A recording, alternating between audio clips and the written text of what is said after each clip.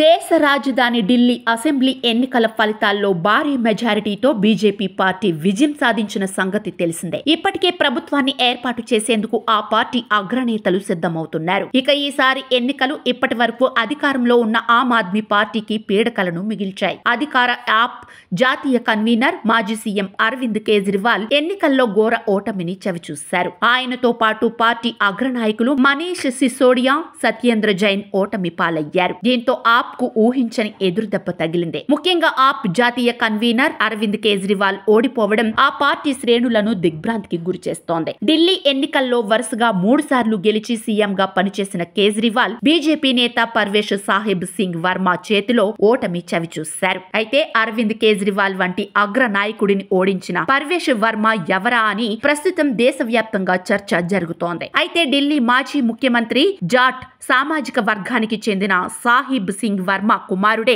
ఈ పర్వేష్ వర్మ. 12 ఏళ్ల కిందట రాజకీయాల్లోకి అడుగుపెట్టిన పర్వేష్ బీజేపీ నుంచి 2013 నుంచి 2014 మధ్య మెహ్రౌలీ నియోజకవర్గ ఎమ్మెల్యేగా ఉన్నారు. ఆ తర్వాత 2014లో పశ్చిమ ఢిల్లీ నియోజకవర్గం నుంచి భారీ మెజారిటీతో పార్లమెంటులో అడుగుపెట్టిన పర్వేష్ 2024 వరకు ఎంపీగా ఉన్నారు. ఢిల్లీ ఎన్నికల చరిత్రలోనే 2019 ఎన్నికల్లో పర్వేష్ రికార్డు స్థాయిలో 5.80 లక్షల ఓట్ల భారీ మెజారిటీతో గెలుపొందారు. అయితే ఓ వివాదం కారణంగా గత లోక్సభ ఎన్నికల్లో బీజేపీ పర్వేష్ కు టికెట్ ఇవ్వకపోగా అసెంబ్లీ ఎన్నికల్లో రంగంలోకి దించి ఫలితాన్ని రాబట్టారు. ఇక కేజ్రీవాల్ ను ఓడించిన పర్వేష్ వర్మనే సీఎం అభ్యర్థిగా బీజేపీ అధిష్టానం ఖరారు చేసినట్లు తెలుస్తోంది. ఇదిలా ఉంటే ఆమ్ ఆద్మీ పార్టీ జాతీయ కన్వీనర్ కేజ్రీవాల్ ఢిల్లీ ఎన్నికల్లో ఓటమిని అంగీకరించారు. ప్రజల తీర్పును శిరస వహిస్తామని వెల్లడించారు. అలాగే ఈ ఎన్నికల్లో గెలుపొందిన బీజేపీ పార్టీకి అభినందనలు తెలియజేశారు.